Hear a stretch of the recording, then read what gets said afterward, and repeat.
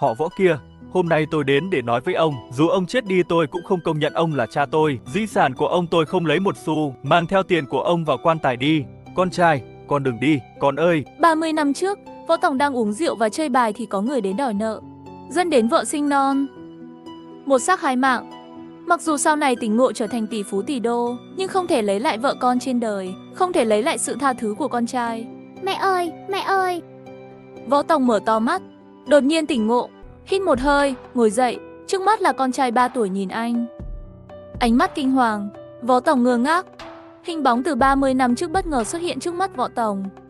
Kinh nghiệm sống của hai kiếp được tách biệt rõ ràng. Nhìn trước mắt là căn nhà nông thôn cũ kỹ, 2 gian nhà gạch nung, là nơi sinh sống 30 năm trước ở quê nhà nông thôn. Bố ơi, bố xấu xa, con không chơi với bố. Văn Văn đừng quan tâm tới bố, mẹ dạy con dâng hương cho thần bếp, mẹ chơi bong bóng cùng con. Ngày 23 tháng Chạp, trái tim anh đập loạn, hô hấp nặng nề, tái sinh trước lúc vợ sinh khó và mất vào ngày 23 tháng Chạp, kiếp trước là bọn đòi nợ. Đến nhà đòi nợ vào ngày 23 tháng Chạp, dẫn đến vợ ngã xuống sinh non. Một xác hai mạng. Đột nhiên tỉnh ngộ, tái sinh quay lại khiến anh đổ mồ hôi lạnh, chuyện cả đời chưa xảy ra. Còn kịp cứu vãn tình hình, hãy bình tĩnh và giữ cho tâm hồn an nhiên, không được quá phấn khích. Bởi vì lúc này, trong mắt Kim Liên, anh không phải là kêu gào đòi tiền thì cũng mắng vợ và con trai, quá phấn khích sẽ khiến vợ con càng hoảng sợ. Con trai lại đây ôm bố. Võ Tòng, em xin anh đừng la mắng, đánh đập con trai nữa, nó rất có hiếu. Nó sợ anh lạnh quá, vào đắp chăn cho anh. Bố không hung dữ, mẹ cũng không. Tâm trạng Võ Tòng như bị kim châm xuyên qua, ôm ngược lại, nhịn đau nghiến răng, hít một hơi sâu, mỉm cười với vợ con. Vợ ơi, hãy đưa ông táo trầu chờ nhé, dọn dẹp nhà cửa chuẩn bị đón Tết. Kim Liên sợ hãi, Võ Tòng lại ngửa tay ra đòi tiền đi chơi bài. Võ Tòng ơi, năm nay chúng ta không ăn Tết, cũng không mua quần áo mới cho Văn Văn. Sau Tết xuân sang, phải mua hạt giống, mua một con lợn con. Em xin anh đừng xin tiền em nữa Võ Tòng ơi. Anh xin thề, kể từ bây giờ, anh sẽ không uống một giọt rượu nào nữa, không chơi đánh bài, anh sẽ không để mẹ con em phải thiệt thòi nữa. Kim Liên nghe những lời này, ánh mắt chăm chăm, thân người cứng đơ. Kim Liên, đưa nhang cho anh. Kim Liên tỉnh lại, ngẩng đầu lên nhìn trên tủ bếp phía sau, duỗi cánh tay và lấy bó nhang nhưng không được. Võ Tòng bước tới một bước, đưa tay ra giữ thăng bằng cho Kim Liên. Vợ ơi cứ đứng yên, anh sẽ lấy. Võ Tòng lấy bó nhang vàng trên nóc tủ xuống, rút ra một cây nhang. Con trai tới đây, bố sẽ dạy con thắp nhang. Văn Văn nhỏ nhẹ bước tới bên Võ Tòng, trong mắt vẫn là sự sợ hãi, hoảng loạn. Võ Tòng cố gắng chịu đựng nỗi đau đâm xuyên tim, nhẹ nhàng đưa cây nhang cho con. Con đứng trước bếp lò, nắm chặt cây nhang đâm vào bát hương. Võ Tòng nhẹ nhàng ôm con lại, người nghiêng về phía trước, để con đâm cây nhang vào bát hương. Bố, chơi vui lắm. Con trai, bố xin lỗi con, bố xin lỗi mẹ. Bố sai rồi. Kim Liên xoa bụng bầu, không tin vào mắt mình. Cô ấy liên tục xoa vào mắt, nghĩ thầm chắc là mơ, càng không tin anh ấy sẽ nói lời xin lỗi vợ con. Suốt ngày lười biếng, chỉ biết uống rượu chơi bài, hoàn toàn bỏ bê gia đình, về nhà chỉ la hét đòi tiền. Bố đừng khóc, mẹ sẽ không giận. Trong cơn xuất thần, Võ Tòng biến mất khỏi kiếp trước. Cảnh tượng trước giường bệnh tưởng chừng như mới xảy ra, anh ta đã tái sinh. Đã là chiều tối, vài tên côn đồ sắp tới đòi nợ. Văn Văn ở bên mẹ nhé con. Trông chừng mẹ, đừng ra ngoài. Vợ con đừng ra ngoài, ở yên trong nhà nhé. Võ Tòng bước ra khỏi nhà. Võ Tòng cầm cây chĩa sắt 4 chạc đứng ở trước cổng nhà. À đủ, Võ Tòng biết chúng ta sẽ đến sao? Biết. Đã gom đủ tiền chưa? Không có tiền. Dương Bưu nhìn chiếc chĩa sắt trong tay Võ Tòng, rồi nhìn ánh mắt hắn, bỗng thấy hắn hôm nay có vẻ không ổn. Trước đó hắn dùng thủ đoạn khiến Võ Tòng thua 1.000 nhân dân tệ. Hôm nay chính thức đến đòi nợ 1.000 tệ năm 1992. Đối với gia đình nông dân, đối với Võ Tòng là khoản nợ không thể trả. Dương Bưu, tiền tôi nợ anh tôi chắc chắn sẽ trả. Đưa ngay. Hiện tại không có xu nào. Chết tiệt, hôm nay không lấy được tiền. Chúng tao bước vào nhà của mày và giở nóc nhà mày lên. Dám bước vào sân nhà tôi một bước, tôi sẽ giết các anh. Cây chĩa sắt 4 gai nhọn trong tay Võ Tòng nhắm vào cổ Dương Bưu. Đừng làm vậy, tôi sợ chết đi được.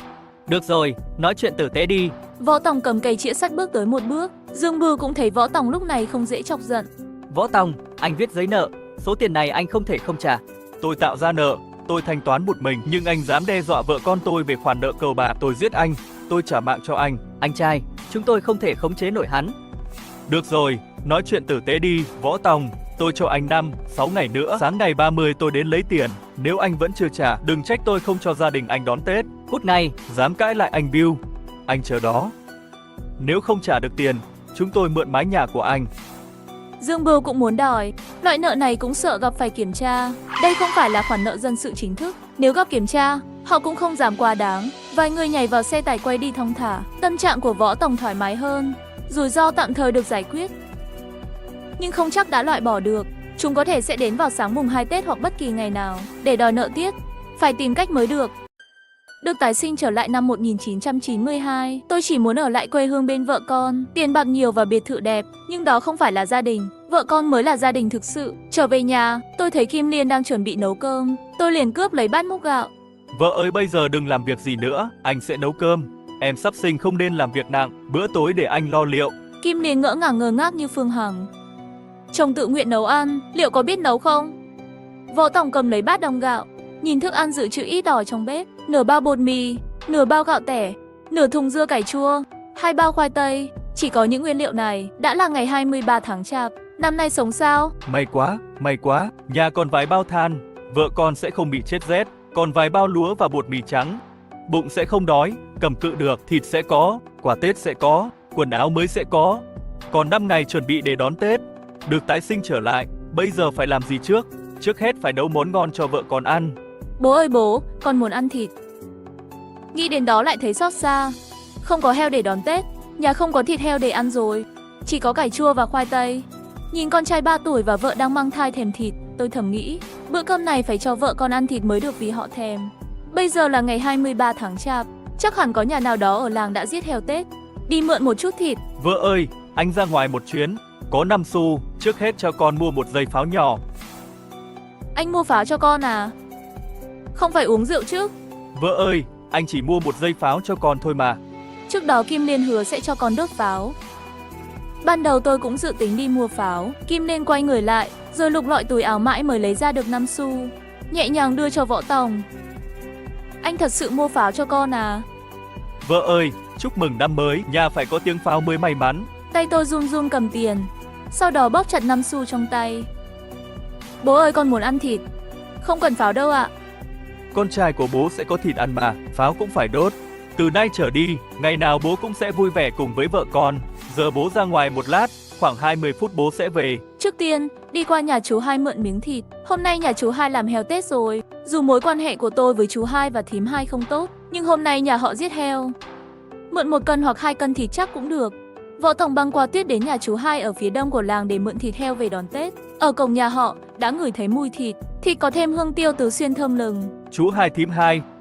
Cậu đến đây làm gì? Thím Hai ơi, con trai tôi muốn ăn thịt. Thím cho tôi mượn một miếng thịt heo được không? Vài hôm nữa tôi trả lại. Nhà cậu không nuôi heo Tết à? Cậu dùng gì để trả tôi? Cậu làm ơn đi mượn nhà người khác đi. Thím Hai của Võ Tổng nói xong liền quay vô nhà. Bà ấy đóng cửa cái rầm. Trên mặt Võ Tổng vẫn còn vẻ xấu hổ, cảm thấy nhục nhã. Đứng ngoài cửa, nụ cười lạnh buốt. 3 năm trước, cha của Võ Tổng qua đời. Kể từ đó chú Hai và thím Hai lạnh nhạt với Võ Tổng như người xa lạ. Võ Tổng nhếch miệng, quay đi trong buồn bã, tự trách mình không được lòng người. Nhớ lúc trước, nếu có tiền không rượu chè thì cũng ném vào cờ bạc thâu đêm suốt sáng. Bước chân nặng nề đến tiệm tạp hóa nhà bà Vương, mua một dây pháo với giá 5 xu. Trên đường về nhà tâm trạng càng nặng nề hơn. Chỉ có pháo thôi thì không đủ đón Tết năm nay. Con trai của mình thì mong đợi ăn thịt heo. Vợ mang thai cũng thèm một miếng thịt heo Tết, cô ấy cũng cần tầm bổ. Vừa vặn đi tới cửa chính nhà dì Mai. Nhà dì Mai không giết con lợn nào, nhưng anh ngửi thấy mùi thịt nồng nặc. Anh phải tìm cách cho vợ con có một bữa có thịt. Bỏ qua lòng tự trọng, anh quyết định vào nhà dì Mai. Anh rụt rè vào cổng nhà dì Mai. Dì Mai, nhà dì có thịt heo để ăn chứ? Dì Mai không lạnh lùng như cô Hai. Võ Tổng, ngày mốt nhà tôi mới giết lợn. Giết xong thịt sẽ mang qua cho hai vợ chồng nhà cậu.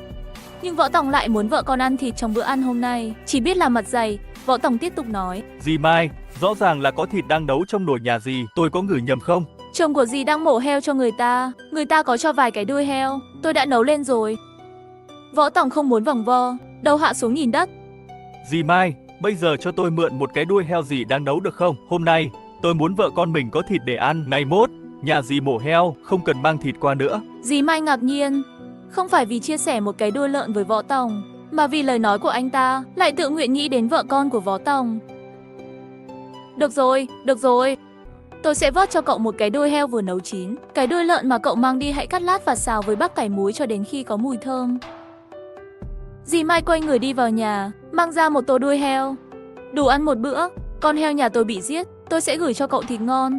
Hãy nghe lời khuyên của tôi, lo cho vợ con cậu đàng hoàng. Đừng uống rượu say xỉn làm phiền người khác nữa. Võ Tòng cầm lấy tô, nhìn chằm chằm miếng thịt, nhớ từng câu từng chữ vừa nghe. Dì Mai, tôi đã tỉnh ngộ rồi. Võ Tòng quay người bước nhanh về nhà. Trời ơi, ngày xưa tôi ngu quá là ngu rồi. Làm thế nào tôi có thể giới thiệu cháu gái của tôi cho cậu? Võ Tòng cầm tô canh đuôi lợn đã nấu chín, chạy nhanh về nhà. Sau khi tái sinh, nhìn vào khoảng sân và ngôi nhà gạch nung đổ nát của mình, trong lòng Võ Tòng không hề cảm thấy thất vọng một chút nào, thậm chí còn thấy ấm áp. Chỉ có sự an ủi to lớn. Căn biệt thự sang trọng, người hầu kẻ hạ, cơm bưng nước rót trước kia không phải là nhà. Ở đâu có vợ có con, ở đó mới là nhà. Tái sinh trở lại năm 1992, tôi lên núi bắt gà rừng, thỏ rừng để cải thiện cuộc sống gia đình. Vợ ơi, anh về rồi đây. Con trai ngoan ơi, mình ăn thịt nào. Ăn xong cha con mình đi bắn pháo hoa nha. Thích quá, có thịt ăn, có pháo đốt. Đồ này anh lấy ở đâu vậy? Dì Mai nấu đuôi heo nên anh mượn dì ấy một ít. Hôm nay anh sẽ cho hai mẹ con ăn một bữa có thịt heo. Võ Tòng, anh thật có gan mở miệng à? Mình lấy gì trả người ta chứ? Dì Mai nói nhà dì ấy ngày mốt mổ lợn ăn Tết, sẽ mang cho mình vài miếng thịt lợn ăn Tết. Dì Mai rất tốt bụng, miệng nói thế này thế kia, nhưng anh biết lòng dì Mai rất tốt. Khi nhà mình gặp khó khăn, dì Mai ra tay giúp đỡ gia đình mình, điều này mới đáng quý. Cả nhà ăn cơm xong, Võ Tòng dẫn con trai ra sân đốt pháo. Chuẩn bị chạy nào con trai ơi. Con vui lắm bố ơi. Sau này bố sẽ bù đắp cho con. Kim Liên, ngày mai anh sẽ đi kiếm tiền mua đồ Tết. Kim Liên đột nhiên cười tê tét rồi khóc. Võ Tòng, anh đừng chơi bài nữa được không? Em xin anh đấy. Lời nói ngày mai đi kiếm tiền của Võ Tòng khiến Kim Liên hoảng sợ thật sự. Nghĩ anh là đi chơi bài kiếm tiền. Anh cười buồn một hồi, có vẻ như anh không vội thay đổi ấn tượng của vợ con về mình. Văn Văn, vô nhà ngủ thôi con. Sau khi con trai đã ngủ, Võ Tòng quay sang Kim Liên và nói: Vợ ơi, bây giờ anh ra ngoài kiếm tiền vợ yêu nhé. Kim Liên lại hoảng hốt, nắm chặt lấy Võ Tòng. Anh hứa với em rồi mà, anh bảo không chơi bài nữa mà, anh lại nuốt lời à? Vợ ơi, anh lên núi bắt gà rừng, thỏ rừng mà. Bắt gà rừng, thỏ rừng à? Tối nay, anh bắt được 2 con thỏ rừng. Sáng mai anh sẽ đến khu mỏ Hồng Hội và bán cho những người thợ mỏ ở đó. Chúng ta sẽ có tiền ăn Tết. Những người đào than ở khu vực khai thác Hồng Hội, bọn họ có tiền. Những ngày cận kề Tết, mang thịt heo, thỏ rừng, gà rừng và thịt cừu đi bán thì chắc chắn kiếm được tiền nhiều hơn so với thường ngày. Em cứ yên tâm dỗ Văn Văn ngủ, anh sẽ về nhanh thôi. Kiếp trước, lúc Kim Liên sinh con khó, anh chạy đi gọi người tới giúp, đi ngang một bãi đất trống, phát hiện có nhiều gà rừng, thỏ rừng. Tính xem thời gian thì có lẽ đúng vào thời điểm này chúng sẽ xuất hiện. Võ Tòng phát hiện ra một ổ đầy gà rừng, thỏ rừng, anh tha hồ bắt. Áo mới cho vợ con đây rồi, hôm nay đủ rồi, về thôi, sao em còn chưa ngủ vậy? Anh bảo anh lên núi nên em không có an tâm, em đợi anh về mà. Em ngủ trước đi, anh phải sắp xếp những con gà rừng này cái đã, không để chúng chết đói suốt đêm. Kim Liên nhìn đám gà bập bềnh trong lưới, điều bất ngờ từ chồng mang lại. Lần đầu tiên trong đời cô thấy việc này, thật là anh bắt được à? Vợ ơi, chính tay chồng bắt được đó, khoảng 10 mấy con gà, thỏ này ngày mai bán được 100 tệ. Sáng mai anh mang đi bán ở khu mỏ, anh sẽ dọn dẹp ở phòng bên cạnh, đừng gây tiếng ồn, để con ngủ, em mau ngủ đi, đừng đợi anh về nhà nữa. Kim Liên yên tâm hơn, đặt đầu lên gối liền ngủ thiếp đi. Bỗng nhiên nghĩ tới, trước tiên, hãy nấu cho vợ một nồi canh gà để bồi bổ sức khỏe. Ngày đầu tiên được tái sinh trở lại, Võ Tòng ngồi bên bếp lửa, trông nom lửa, trông nom nồi gà rừng đang hầm, trông nom vợ con ngủ trên giường. Võ Tòng, Trời chưa sáng mà bà xã. Võ Tòng, anh đang làm gì vậy? Anh đang hầm một con gà rừng, ngày mai, mẹ con em sẽ có canh gà uống. Ông xã ơi, một con gà giá 5 tệ lận mà, sao anh lại hầm cho em? Kim Liên thích lắm nhưng cô không vui. Kim Liên tiếc 5 tệ. Vợ ơi, ngủ đi, ngủ ngon, gà đã hầm trong nồi rồi. Anh không phải đi khu mỏ Hồng Hội ngày mai sao? Nhanh ngủ đi. Được rồi, anh ngủ một lát, ngày mai anh phải đi 40 dặm đường tuyết. Lên giường cùng vợ, nằm vào chăn, ôm chặt con trai. Chồng ơi, sao anh ra ngoài sớm vậy? Vợ à, 40 dặm đường tuyết, phải mất 3 tiếng đồng hồ mới tới nơi, nên bây giờ anh tranh thủ đi sớm. Chồng ơi, đừng tiếc cẩn thận nhé. Nhớ về sớm nhé chồng. Võ Tòng lầm lũi đi trong gió lạnh, Tuyết bút nhưng lòng tràn đầy quyết tâm vì cái Tết sung túc cho vợ con. Phải mất 3 tiếng đồng hồ anh mới tới được khu mỏ than. Bà con cô bác ơi ra đây xem nào. Mại rô, gà rừng, thỏ rừng mang đến cho mọi người đây. Trời, đúng là gà rừng đấy. Bán thế nào đây? Xuất xứ hàng hóa từ đâu? Các bác ơi, em bắt nó trên núi quê em đấy các bác ạ. Đặc sản đấy nhé. Tôi mất cả đêm hôm qua mới bắt được trên núi. Nó gần như làm tôi bị đóng băng. Sáng sớm tôi liền ra đi bộ tới đây. Mất hơn 3 tiếng đồng hồ rồi. Mỗi con gà bao nhiêu tiền? Một con gà rừng 10 tệ, thỏ thì giá 20 tệ một con. 2 con này tôi lấy, giá 20 tệ tôi cũng mua. 10 tệ cho anh. Rất nhanh 15 con gà rừng. 2 con thỏ đã hết sạch. Tôi tưởng là cá đấy. Làm sao bây giờ? Năm nay Tết mình còn chẳng có con cá nào. Khi nghe thấy điều này, một ý nghĩ sáng xuất hiện lên trong đầu Võ Tòng, gọi lại hai người phụ nữ đang nói chuyện. Hai chị có ý gì khi nói cá phải có trong ngày năm mới? Chàng trai này không rõ tập tục ngày Tết sao? Đón Tết mỗi năm đều có cá, như vậy mới may mắn. Nhưng anh mang đến lại là gà rừng, thỏ rừng cơ đấy. Nếu không phải hôm kia bất ngờ tuyết rơi lớn, chặn đường, người bán cá đã đến đây rồi. Để kiếm thêm tiền, làm cho vợ con đón Tết vui vẻ, tôi sẽ cố gắng, quyết định chạy đường tuyết dài 50 dặm nữa, đến thị trấn lấy cá để bán. Chị đẹp ơi cho tôi một cái bánh bao ăn lót dạ trước. Buổi chiều tôi sẽ mang cá đến cho các chị sẽ có cá ăn Tết. Trở lại năm 1992, kiếm được đồng tiền đầu tiên, hắn ta gửi cho vợ không thiếu đồng nào. Võ Tòng gặm bánh bao, bước nhanh về huyện thị, tối qua vẫn còn trắng tay. Bây giờ mang về nhà 170 tệ. Có thể gây bất ngờ lớn cho vợ sau bao năm sống trong cơ cực. Nhưng dùng số tiền này đi mua cả bán lại còn có thể kiếm được nhiều hơn. Đừng nói 50 dặm, thậm chí 500 dặm. Cũng phải đi, anh đi từng sạp cá ở chợ nông sản thăm dò giá cả để mua được giá hời. Cá chép 1 cân 1 tệ rưỡi, tổng cộng 46 con cá chép lớn nặng 100 kg được đựng trong 2 bao lớn. Mua thêm một xe đẩy nhỏ hết 10 tệ, Võ Tòng còn lại 10 tệ trong tay. Anh xếp 2 bao cá lên xe đẩy, kéo xe quay người chạy ngay cho kịp giờ. Bây giờ đã 3 giờ chiều, đến khu mỏ Hồng Hội, lúc này hoàng hôn buông xuống. Anh bạn à, anh đi đâu vào giấc này vậy? Đến khu mỏ Hồng Hội, số cá này tôi mang bán cho các gia đình thợ mỏ. Họ đang chờ mua. Lên xe mau, tôi cho đi nhờ. Anh ơi, anh không cho đi nhờ. Tôi sẽ đi đến khi trời tối mất. Cậu này khá là đáng kinh ngạc. Giữa ngày tuyết lớn đến huyện thị mang cá lên đây bán. Khu mỏ không có người lao động chăm chỉ kiếm tiền như thế đâu. Không vấn đề anh trai à. Đi đi lại 80 dặm đường. Thật sự là chăm chỉ. Anh lấy ra một con cá tặng tài xế.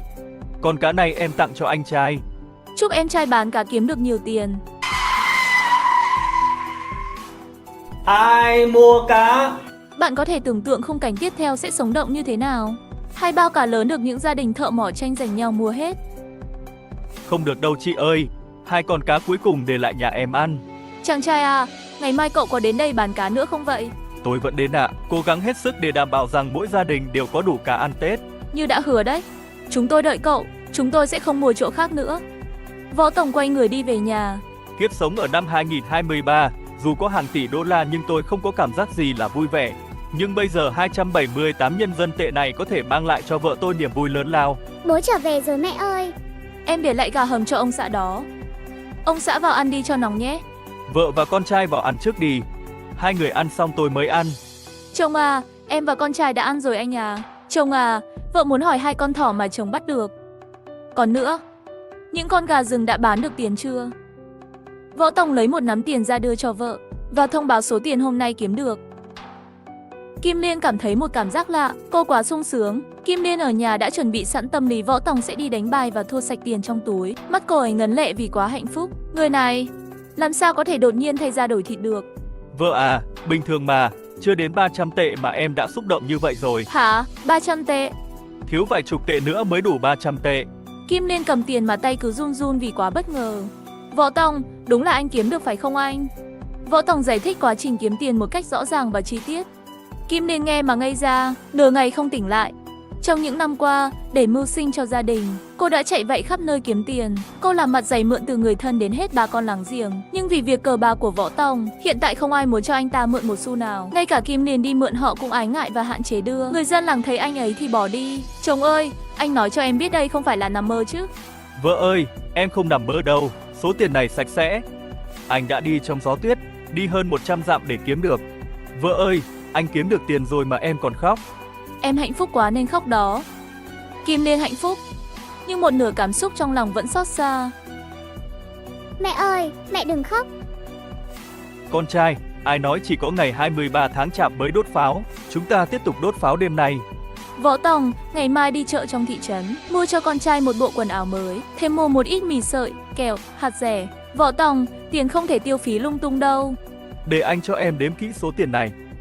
Để em biết anh kiếm được bao nhiêu hôm nay, nhưng anh dùng số tiền này làm vốn. Sáng mai lại một chuyến đến thị trấn Lương Sơn.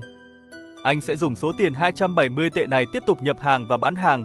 Anh tin chuyến này anh sẽ có ít nhất 500 tệ. Anh sẽ mang về cho em tối nay. Nhưng em sợ lắm chồng à.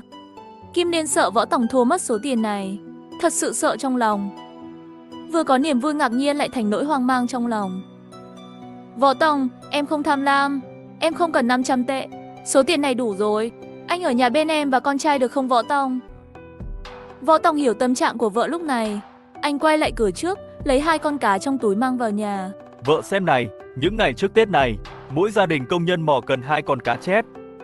Nhưng hôm kia bỗng có một cơn tuyết lớn. Xe chở cá ra khu mỏ đã không thể đi được trong 2-3 ngày. Cũng chẳng ai dám vất vả làm việc này. Đây là cơ hội kiếm tiền tốt nhất của chồng vợ à. Thật thế hả chồng? Anh cười tê với vợ, hôn lên má vợ. Vợ tin anh. Tối mai lúc anh về, sẽ kiếm nhiều tiền hơn số này đưa vợ. Lo lắng trong lòng Kim Liên dần tan đi.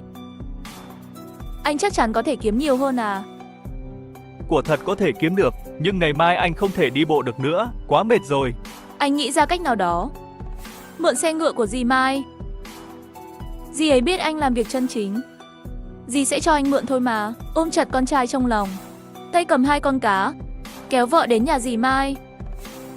Võ Tòng, cậu để vợ đi trên băng tuyết vậy à? Cô ấy bầu bì như thế, nếu cô ấy trượt chân ngã xuống thì sao? Không sao đâu dì Mai. Nếu có chuyện gì xảy ra thì cậu nói sao? Võ Tòng mang 2 con cá chết đến biếu cho dì. Con nói gì? Con nói chồng con đã mang 2 con cá biếu cho dì ăn Tết.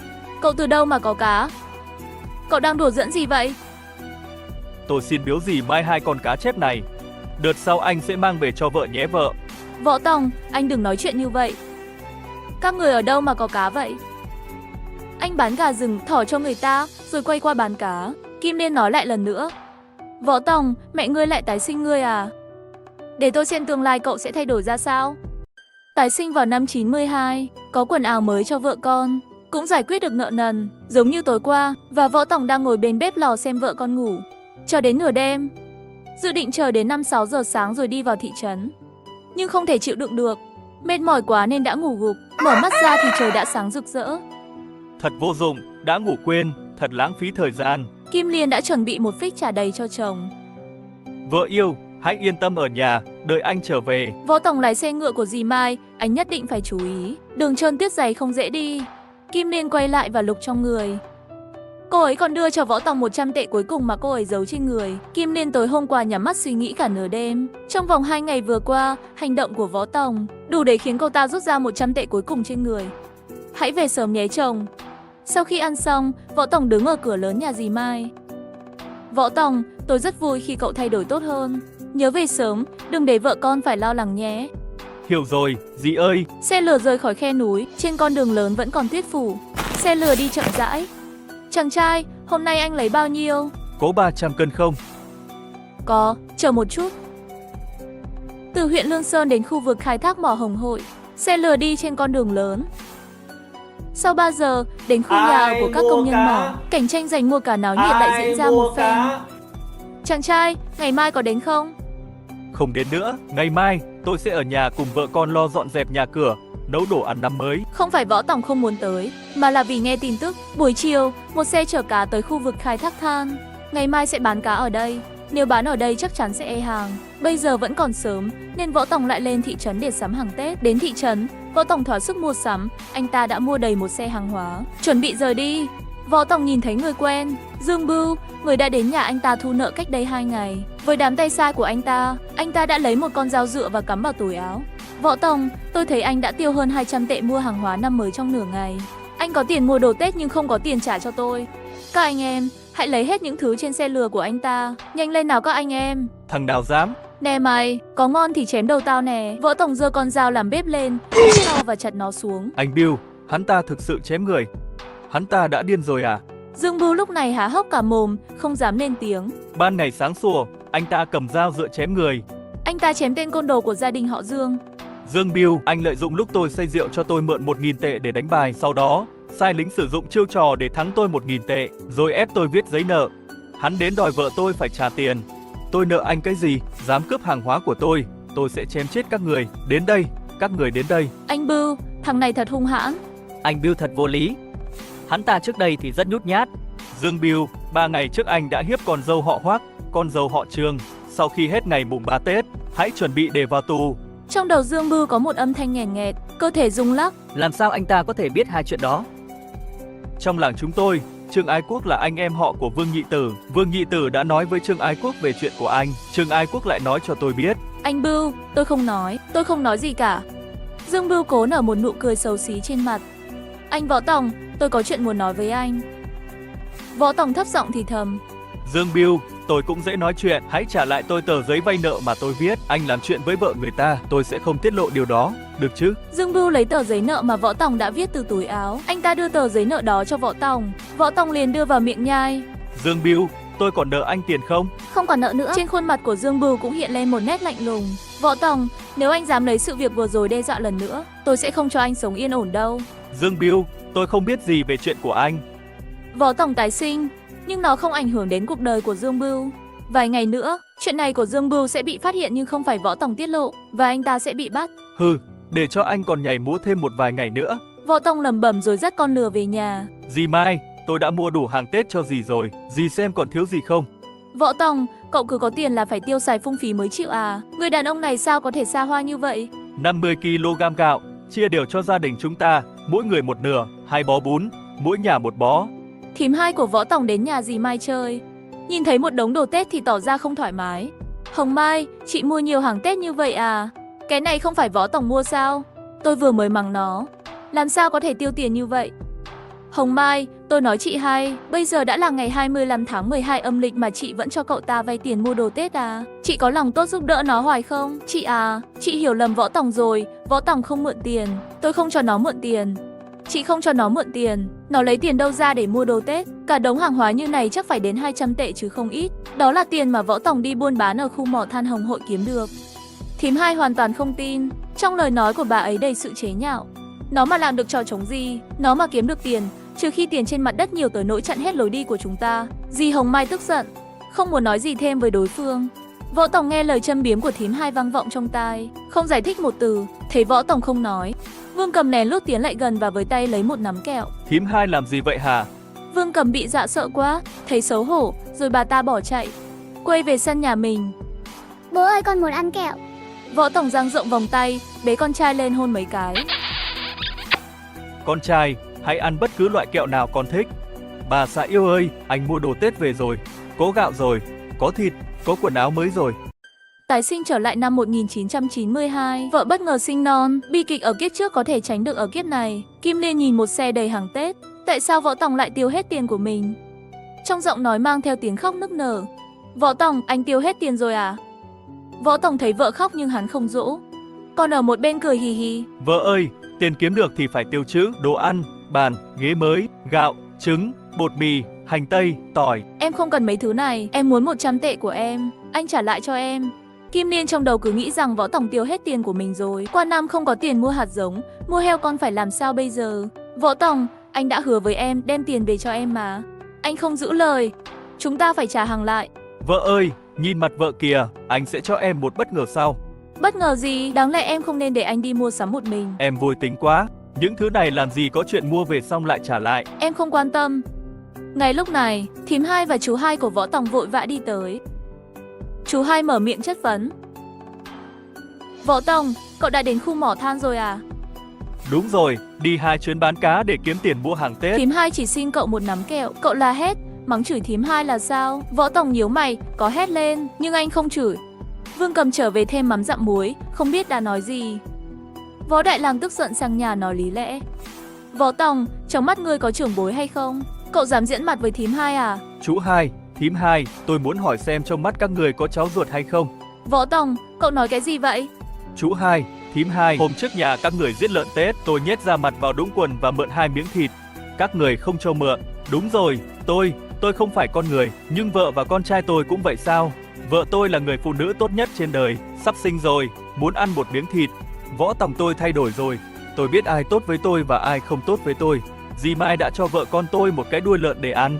Tôi trả ơn dì Mai 20 kg gạo và 2 con cá. Hai người có cho tôi mượn miếng thịt nào không? Thậm chí đừng nghĩ đến việc ăn bất kỳ viên kẹo nào của tôi chỉ nói thế thôi. Hai người tự hiểu. Mày, khi cha cậu qua đời, tôi đã cho cậu vay tiền để mua quan tài, trả lại tôi 500 tệ. Võ Tòng cười chế nhạo. 3 năm trước, Võ Tòng vay 500 nhân dân tệ để mua quan tài cho cha mình.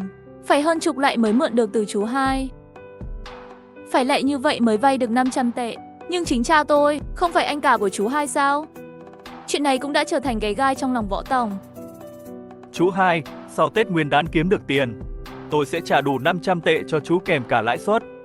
Cậu nên trả lại cho tôi ngay bây giờ. Cậu có tiền mua đồ nhưng lại không có tiền trả. Vợ tôi phải vào bệnh viện để sinh con. Tiền viện phí chắc phải vài trăm tệ. Gia cảnh bần hèn cũng đòi phải vào bệnh viện sinh con à? Đột nhiên nghe được lời nói của Vương Cầm, Võ Tòng quay người lại, cầm con dao bự chặt xương lên. Bà thử nói lại một lần nữa thử xem, vợ tôi phải sinh trong điều kiện tốt nhất. Võ Tòng, ông ấy là chú hai của anh, đừng như vậy. Kim Liên, em không biết chuyện gì đã xảy ra 4 năm trước, anh sẽ nói với em sau. Nào, chúng ta vào nhà nấu ăn thôi. Quay vào trong và nấu xong. Vợ ơi đừng tức giận. Vừa nói, Võ Tòng vừa lấy ra một nắm tiền giấy để trả lời cho những thắc mắc của Kim Liên. Vợ yên tâm, số tiền mà em đưa anh không tiêu một đồng. 500 tệ mà anh hứa với vợ đây. Chồng nói thật hả? Vợ, 370 tệ được nhân đôi là bao nhiêu tiền? Anh đã mua sắm đồ Tết hết 200 tệ, còn lại bao nhiêu vợ cứ giữ lấy. Vô thức, Kim Liên đã chiếm lấy đống tiền này. Vợ ơi, đừng khóc, cả nhà mình cùng nhau ăn tối thôi nào. Chồng à, em đâu có khóc, em thấy vui vì tiền đã về tay thôi mà.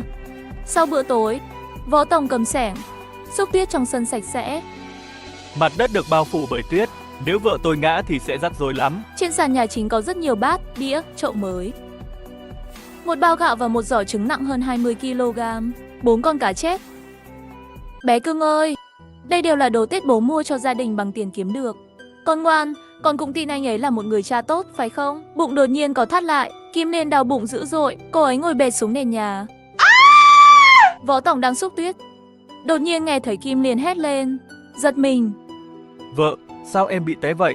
Em không bị ngã nhưng bụng em hơi đau một chút, em đang ngồi trên sàn, chắc là em sắp sinh rồi. Đừng làm anh hoảng, em nói phải đến ngày 15 tháng Giêng sinh, nên anh không đưa em đến bệnh viện. Đường vào thị trấn vào buổi tối, phải mất 3 tiếng rưỡi bằng xe lừa. Võ Tòng, đừng lo lắng, em sẽ sinh con ở nhà luôn. Anh mau gọi dì Mai và bà Trương đi. Võ Tòng không sợ Dương Bưu đòi nợ và chơi xấu đánh lén, nhưng sợ vợ sinh con sẽ đau đớn, đầy những cảnh tượng đáng sợ nhất ở kiếp trước. Võ Tòng, đâu phải là em chưa từng sinh con đâu mà, đừng lo lắng quá mà. Anh mà biết trước em sắp sinh, thì hôm nay anh đã đưa em đến bệnh viện rồi, anh đã kiếm được tiền rồi mà. Chúng ta đâu sợ tốn tiền khi ở bệnh viện nữa. Làm thế nào em có thể tính toán chính xác như vậy? Em không sợ, anh sợ cái gì? Cái gì làm anh lo sợ như vậy? Vợ, anh không hoảng sợ, nhưng nếu đến bệnh viện vào đêm khuya thế này, điều gì sẽ xảy ra nếu em sinh con trên đường đến bệnh viện? Võ Tòng, đi gọi dì Mai và bà Trương đi, em cảm thấy sắp sinh rồi. Võ Tòng chạy ra khỏi sân, chạy đến nhà dì Mai, tràn đầy nỗi sợ hãi và hoảng loạn không thể kiểm soát trong tâm trí. Vì kiếp trước, vợ và con gái đều tử vong. Cảnh tượng đó sẽ không bị xóa nhòa trong 30 năm nữa. Trở lại năm 1992, vợ sắp sinh, hy vọng mẹ con đều khỏe. Dì Mai mau cứu người đi. Hô lên câu này, Lý Hồng Mai cũng bị hoảng hồn vì tiếng gõ gấp gáp. Võ Tòng, Kim Liên bị té à? Dì Mai không phải té, nhưng cô ấy bảo bụng đau muốn sinh con tới nơi rồi. Mà không phải ngày 15 tháng Giêng mới sinh sao? Tính sai ngày rồi à? Lý Hồng Mai mang theo một bó giấy bạc và bông băng tới nhà Võ Tòng. Võ Tòng chạy theo sát phía sau. Dì Mai, Kim Liên kêu tôi gọi bà Trương hộ sinh. Võ Tòng đi gọi nhanh, sao theo tôi nữa? Võ Tòng quay lại, chạy tới nhà bà Trương. Bà Trương ơi, giúp vợ tôi sinh con. Bà Trương mở cửa, bà Trương bĩu môi hỏi, đã sinh rồi sao? Võ Tòng không kịp giải thích thêm, cõng bà Trương chạy về nhà một mạch. Tới bếp, Kim Liên đau bụng kêu la, dì Mai, xin dì nghĩ cách giúp vợ tôi. Võ Tòng, phụ nữ sinh con đau bụng không phải bình thường sao? Trông cậu sợ quá vậy. Võ Tòng lo lắng vì kiếp trước vợ sinh non mất cả hai mẹ con. Con trai do chị nuôi, lúc lâm chung cũng chẳng tha thứ cho anh. Dì Mai, cô ấy sinh non, cô ấy sẽ chết, cứu cô ấy. Võ Tòng đừng nói lung tung, Kim Liên sinh bình thường, chứ không phải non, cậu đừng sợ. Võ Tòng lao lên giường, ôm chặt Kim Liên nằm trên giường, nước mắt rơi lã chã. Vợ ơi, anh tỉnh rồi, anh thật sự tỉnh rồi, anh thương em, thương con gái con trai em tin anh được không? Lý Hồng Mai kéo Võ Tòng ra ngoài. Vợ cậu sắp sinh con rồi, sao cậu ôm vợ la hét thế? Cậu ra ngoài mau đi. Võ Tòng ôm chặt lấy vợ, miệng lẩm bẩm lung tung. Vợ ơi, anh không ra ngoài, anh muốn ở lại với em. Võ Tòng, nghe lời dì Mai đi, anh là đàn ông mà, ra ngoài đi, đừng sợ đấy. Kim Liên, anh sợ, anh thật sự sợ, anh sợ mất em và Bối Bối. Kim Liên, trách anh đi, anh nên đưa em đi bệnh viện mà, anh không xứng là người. Này cậu, tôi có thể giúp gì cho cậu? Vợ cậu chưa bao giờ sinh con đúng không? Lý Hồng Mai kéo và đẩy Võ Tòng ra ngoài. Kim Liên dùng thêm một chút sức lực nữa. Kim Liên à, 2 ngày này Võ Tòng vất vả quá nhiều rồi. Cậu ấy kiếm tiền mua đồ Tết, dùng thêm sức đi. Kim Liên này, 2 ngày này Võ Tòng, cậu ấy thương con nhiều lắm. Dùng thêm sức nữa đi. Kim Liên la thét đau đớn. Tiếng la vang trời. Võ Tòng đứng ngoài cửa sợ hãi mất hết lý trí. Năm xưa ngày 23 tháng Chạp, Kim Liên sinh xong máu chảy như suối, đau đớn kêu la một hồi, dần mất hơi thở. Đứa bé bà Trương cố kéo ra đã chết non. Bây giờ Kim Liên vẫn là đau, giống như cảnh tượng từ kiếp trước. Vợ ơi, con ơi, tôi không phải người, tôi xin lỗi các người. Dì Mai, anh ấy mới thay đổi tốt trong 2 ngày này, sao bây giờ lại khùng khùng điên điên nữa rồi? Vợ ơi, tôi là kẻ đồi bại, tôi xin lỗi em đừng chết, tôi cầu xin em đừng chết. Liên, anh sẵn sàng đổi mạng sống của anh lấy mạng mẹ con em. Dì Mai hét lên từ trong phòng. Võ Tòng, ngừng gào thét được không nào, đi ngủ đi. Dì ơi, đừng mắng anh ấy sợ thôi. Dì ơi, sao đau thế này, sinh con ai chẳng đau. Con nói sinh vào rằm tháng riêng mà dì cũng chưa chuẩn bị kỹ, đẩy mạnh lên, đầu ra rồi. Kim Liên la hét muốn bay nóc nhà. Võ Tòng nghe thấy tiếng khóc lớn của đứa bé. Võ Tòng bỗng nhiên ngơ ngác, sợ đến nỗi mắt tối sầm lại, hết hồn, ngã quỵ xuống, nằm bẹp bên ngoài cửa. Võ Tòng, sao cậu nằm bẹp ở đây vậy? Dậy đi, tỉnh lại đi. Đầu Võ Tòng trôi bồng bềnh, nắm lấy Lý Hồng Mai. Dì ơi, tôi muốn vợ con tôi. Vợ con cậu bình an, sao phát cuồng thế? Võ Tòng thấy cửa mở, xông thẳng vào phòng. Con gái bé bỏng của cha. Lúc này Võ Tòng mới nghe tiếng khóc đầu đời của đứa trẻ. Bà Trương hai tay đầy máu, sợ quá, lại ngồi phịch xuống đất. Hôm nay cậu điên rồi à? Vợ sinh con mà cậu loạn cả não ra. Cậu ra ngoài mau đi. Võ Tòng ngồi dưới đất kéo Lý Hồng Mai, thân hình lung tung. Dì ơi, tôi nghe thấy con gái tôi khóc. Con gái tôi không sao chứ? Không sao, sinh ra rồi mà. Thật không sao. Hắn đứng dậy, miệng gọi. Bối Bối, con ngoan của bố đây rồi. Võ Tòng tiến lại giường hai mẹ con, bị Lý Hồng Mai kéo lại. Võ Tòng, cậu bị bệnh gì vậy? Một người đàn ông to xác chạy vào làm gì? Võ Tòng bị Lý Hồng Mai kéo không lại gần được. Võ Tòng nghe lời gì ra ngoài đi. Sáng mai anh lại xem con gái dưới tay bà Trương khóc, tiếng khóc lớn. Võ Tòng phịch quỳ xuống đất, đầu sụp xuống đất, cúi đầu lạy vợ, người đã vượt qua khó khăn và sinh con gái cho mình. Cúi đầu lạy dì Mai đã cứu sống vợ con mình và cúi lạy bà Trương. Hồng Mai nhìn Võ Tòng quỳ xuống cúi đầu, trong lòng bà xúc động mạnh, người đàn ông này thật lòng yêu thương vợ con. Võ Tòng qua nhà tôi lấy một chiếc chăn, đêm nay tôi canh giữ ở đây. Chăn ư, có, tôi mua 2 tấm chăn bông mới rồi. Võ Tòng quay người chạy ra ngoài, 2 cái chăn bông mới được ôm vào, có bà Trương và dì Mai canh đêm nay. Võ Tòng lòng không lo nữa, trời sáng dần. Bà Trương quay người dậy, nhìn Kim Liên từ trên xuống dưới. Hồng Mai, tôi về được rồi chứ? Bà Trương, thật ngại quá, tôi không thể dẫn bà về. Lúc nào vợ tôi khỏe rồi, tôi mang quà lớn đến cảm ơn bà. Bà Trương uống một bát cháo nóng cho cơ thể ấm rồi hãy đi. Bà Trương nhận lấy cái bát. Ai nói Võ Tòng lêu lổng, biết quan tâm người ta thế cơ mà. Bà Trương uống xong cháo, rồi ra khỏi nhà. Bà Trương, 2 ngày nữa tôi đến cảm ơn bà. Võ Tòng suy nghĩ, bà Trương có thể báo đáp bằng quà lớn, nhưng những năm dì Mai chăm sóc họ, không phải chỉ một câu cảm ơn có thể diễn tả hết được. Trở lại năm 1992, bán cam kiếm tiền để chị gái yên tâm. Hôm nay tôi không đánh gãy chân của em, tôi không phải chị của em. Bây giờ tôi sẽ đón Văn Văn và Bối Bối đi. Em chết rét chết đói tôi không quan tâm. Chị làm gì vậy? Ngày 26 tháng Chạp, lo lắng cho Kim Liên đang mang thai. Văn Văn 3 tuổi, Võ Tòng thì tối ngày rượu chè, chơi bài. Chị gái của Võ Tòng là Ngọc Trinh, sáng sớm đi trong gió tuyết đến Lương Sơn. Trên đường gặp thím Hai, nghe nói Võ Tòng dùng dao đe dọa thím Hai, càng thêm tức giận. Cô Ngọc Trinh đến rồi, cô ôm con đi. Ngọc Trinh ôm Văn Văn hỏi. Bà ngoại mua quần áo mới à? Quần áo mới do bố mua, còn mua nhiều kẹo nữa. Cậu làm gì mà tiêu tiền phung phí vậy? Không biết lấy quần áo mới đón Tết do chị mày à? Chị ơi, Kim Liên sinh con gái, mẹ con khỏe mạnh. Ngọc Trinh nghe vậy bỏ Văn Văn xuống, quay người chạy vào nhà. Tuyết rơi lớn, Tưởng con không đến chứ? Dì Mai, tôi đón Kim Liên và Văn Văn qua nhà tôi ăn Tết. Không ngờ Kim Liên sinh rồi. Nhiều đồ tôi không mang theo. Kim Liên, em có sao không? Chị ơi, em vẫn khỏe mà. Kim Liên, hôm nay chị muốn đón em đi. Nhưng em sinh rồi. Em đừng lo, chị ở lại chăm sóc em. Cảm ơn dì đã chăm sóc đứa em dâu của tôi. Nếu không thì hôm qua nó vất vả rồi. Nói như thể Kim Liên không phải cháu gái ruột của tôi vậy. Kim Liên cho anh 10 tệ, anh đi mua con gà về. Ngọc Trinh nhìn chệch mắt, tự hỏi trong lòng, cũng lo Võ Tòng lại đi chơi bài. Em lấy 10 tệ này mà đi luôn không về thì chị sẽ đánh gãy chân em. Nhớ lời chị nói nghe không? Chị ơi, Tòng không uống rượu nữa, cũng không chơi bài, cũng không lang thang nữa. Đây là tiền anh ấy kiếm được 2 ngày nay. Ngọc Trinh la oái. Cậu ấy kiếm được tiền rồi à? Nó không la mắng em thì chị đốt nhang vài ông trời liền. Nửa tiếng sau, Võ Tòng mang gà về. Vừa vào cửa, Ngọc Trinh quát mắng. Võ Tòng, chị nghe nói em đã cầm dao bếp đe dọa 2 ông bà già. Khuôn mặt của Võ Tòng tối sầm lại. Chị gái, 2 ông bà già, ai vậy? Em cũng biết mà. Chú hai, thím hai của em. Dù sao thì đó cũng là người lớn tuổi. Sao em lại dùng dao đe dọa họ vậy? Em muốn người làng chọc xương sống em sao? Người làng chọc xương sống em sao? Chị ạ, ai trong làng không biết. Chú hai, thím hai chỉ biết ăn no mặc ấm mà thôi, mà ông nội ăn như heo, ở như chó. Họ không coi ông nội là người. Tại sao em phải coi 2 người đó là người? Chị ơi, bây giờ em sẽ đưa ông nội về. Họ không chăm sóc ông nội, em sẽ chăm sóc. Em đón ông nội về. Chú hai thím hai có đồng ý không? Họ không sợ mất mặt sao? Thế này rõ ràng cho người làng thấy con cháu sống ác với người già. Hắt hồi ông nội, Võ Tòng không trả lời. Trong lòng suy nghĩ cách đón ông nội về. Kim Liên nói 2 ngày nay em kiếm được tiền hả? Có thật không vậy? Võ Tòng muốn giữ bí mật, không khoe của, nhưng cũng không thể giấu chị ruột. Hắn kể lại tỉ mỉ việc bán cá 2 ngày qua, cho Ngọc Trinh nghe.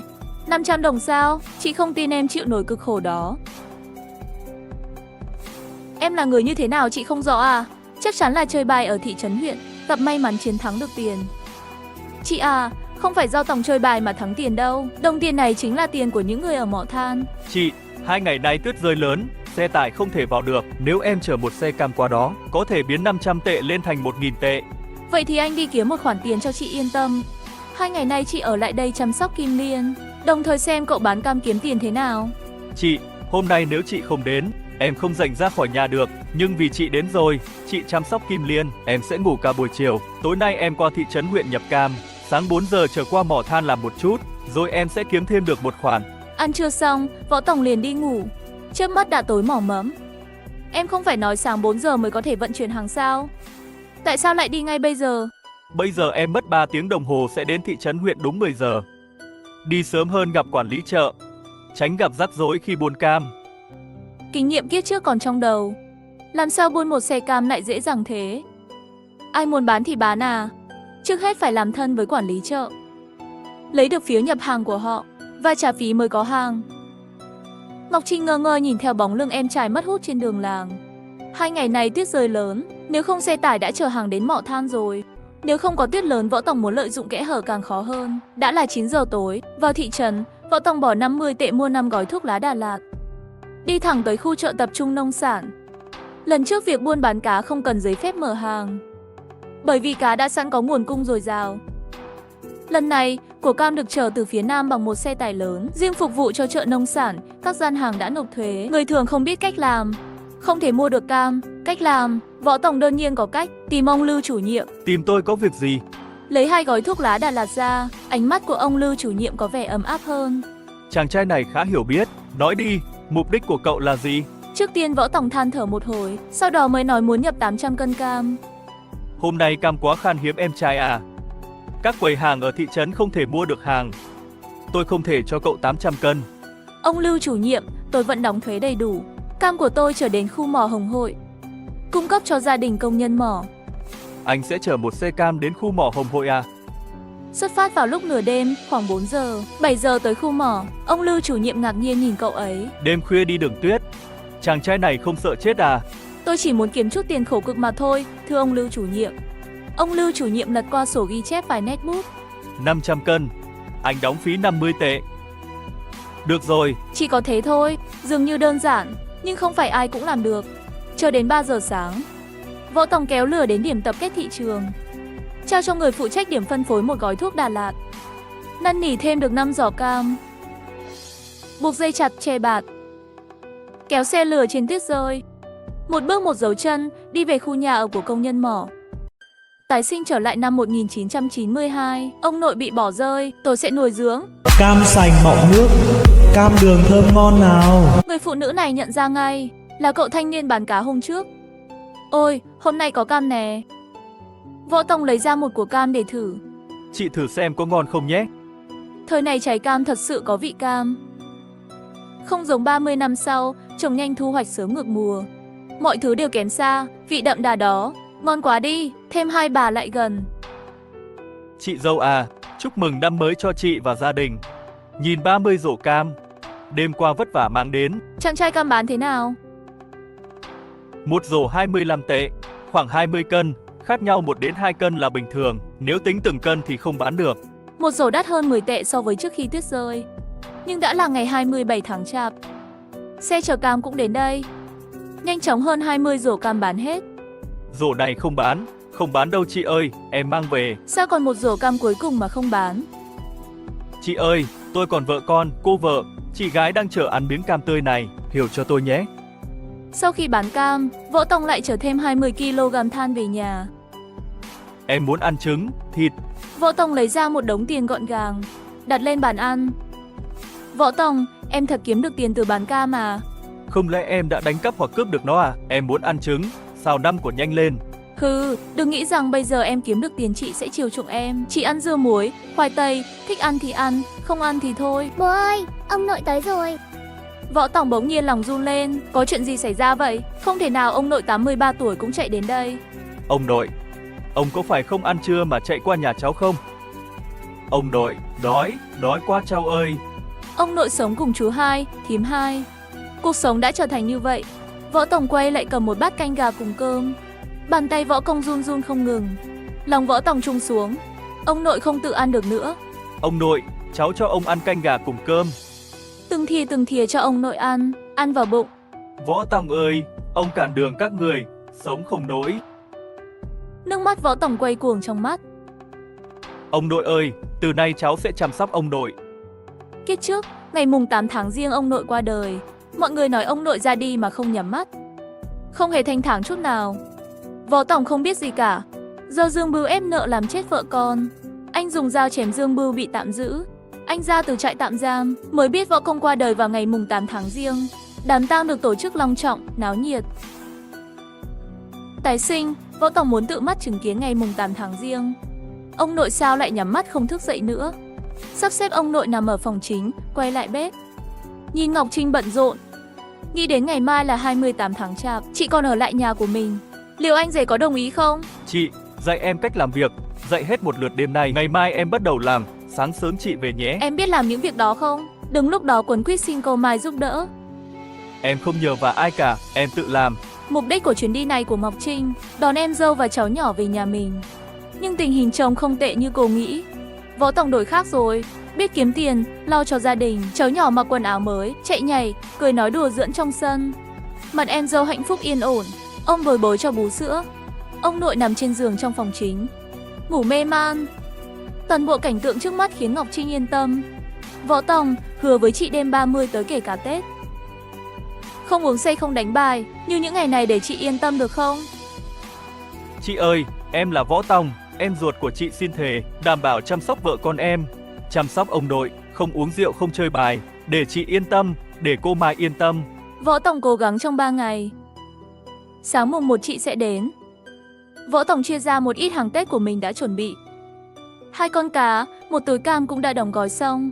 Nhìn xe tít tít tít mất hút trước mắt. Chồng ơi, chị đi rồi à?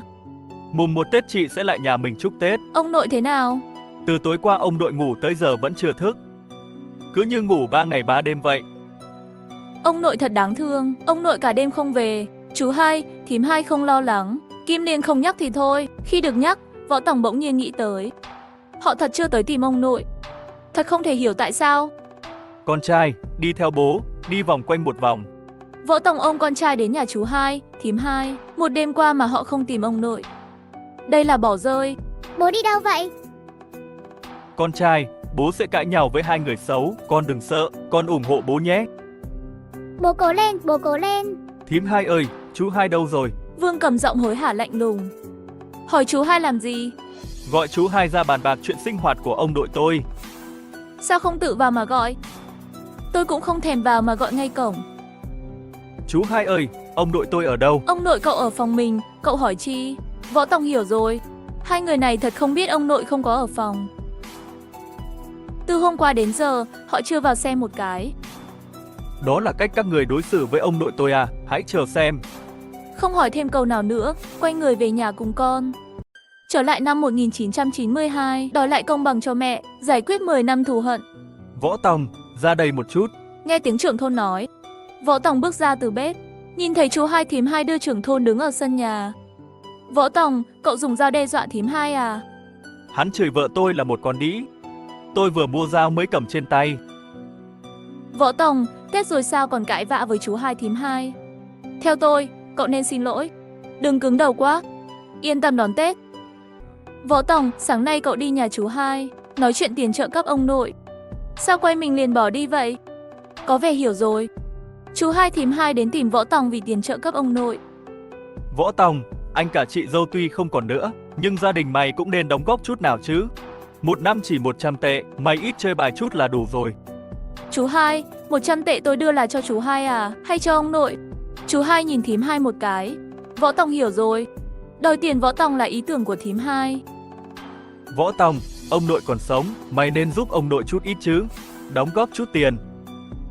Chú Hai, sáng nay tôi đến nhà hỏi ông nội ở đâu. Chú Hai có nghe ý tôi nói không?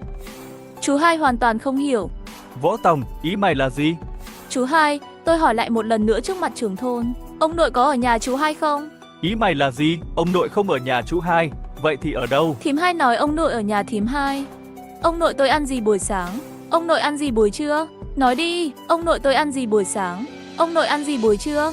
Chúng tôi ăn gì buổi trưa thì mang cho ông nội ăn đấy, con cần hỏi à? Đến bây giờ họ vẫn chưa nhìn thấy ông nội một lần. Không biết ông nội ở đâu.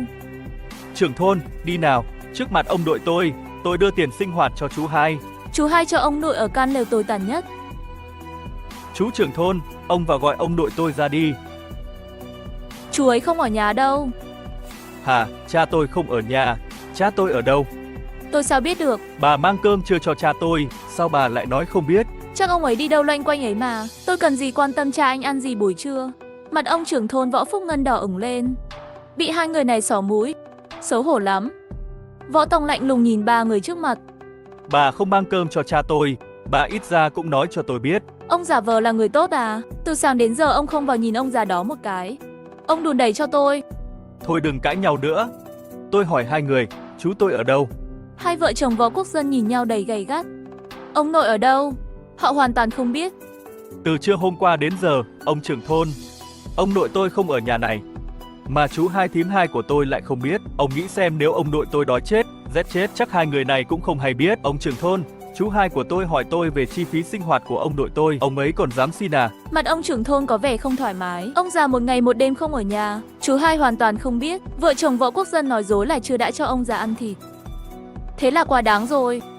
Ông trưởng thôn, đừng nghe Võ Tòng nói lung tung. Hắn là kẻ lưu manh. Cậu ấy nói gì thì ông có tin được không? Thím họ Vương kia, ở nhà ông nội tôi lạnh lắm, bếp lạnh. Bà cố tình muốn làm cho ông ấy chết rét, chết đói à? Tâm lý của bà tôi hiểu rõ nhất đấy. Ông nội tôi không chịu nổi, chiều qua mới chạy sang nhà tôi. Bà toàn nói những lời xúc phạm, tin không?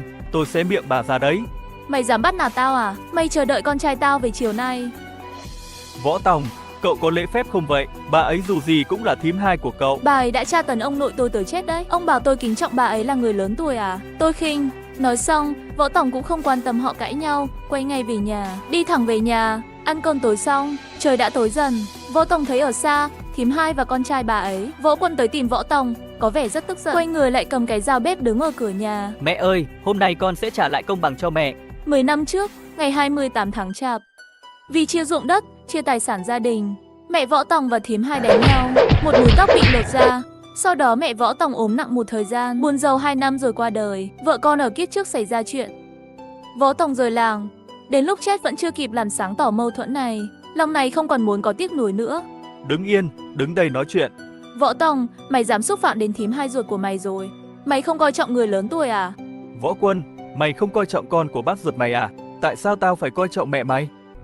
Đừng nhắc lại chuyện xưa, mâu thuẫn của người lớn, chúng ta không thể hiểu rõ được. Tao không muốn nhắc lại. Võ Quân, mày không muốn nhắc sao? Tao muốn đi sâu vào điều đó. Cảnh mẹ mày là Vương Cầm kéo đầu mẹ tao khiến tao phải trả thù. Tao phải trả thù lại. Võ Tòng, cậu đừng nói lung tung, đánh hắn đi, đánh chết hắn đi. Vô Quân lao thẳng về phía trước, Võ Tòng đón đầu. Hai người cuốn chặt vào nhau. Vương Cầm kêu lên, lao tới kéo Võ Tòng. Đây là cơ hội bà ấy chờ đợi. Võ Tòng giày thoát một tay, nhắm thẳng vào, kéo một bụng tóc Vương Cầm. Võ Tòng, tóc tao đấy. Võ Quân lại muốn lao tới. Giây tiếp theo hắn dừng chân, người cứng đơ. Con dao ném xuống dưới chân Võ Quân. Võ Quân, 10 năm trước mày đã chứng kiến cảnh đó. Tao kéo tóc mẹ mày là để báo thù cho mẹ tao. Bây giờ mày hãy báo thù cho mẹ mày. Bàn tay này đã kéo tóc mẹ mày, cũng chính tay này đã dùng con dao đe dọa mẹ mày. Bây giờ mày cầm con dao kia, chặt đứt bàn tay này của tao. Nếu tao rút tay lại, tao sẽ không còn là người nhà họ Võ. Võ Quân cầm con dao nhắm vào cổ tay Võ Tòng, nhưng vẫn chưa chịu chặt xuống. Con trai à, chặt đi nào. Võ Quân không ngờ mọi chuyện lại phát triển tới bước này. Liệu con dao này có thực sự chặt xuống không? Hắn không dám. Võ Tòng à, mày quá gan đấy. Mẹ ơi, về thôi.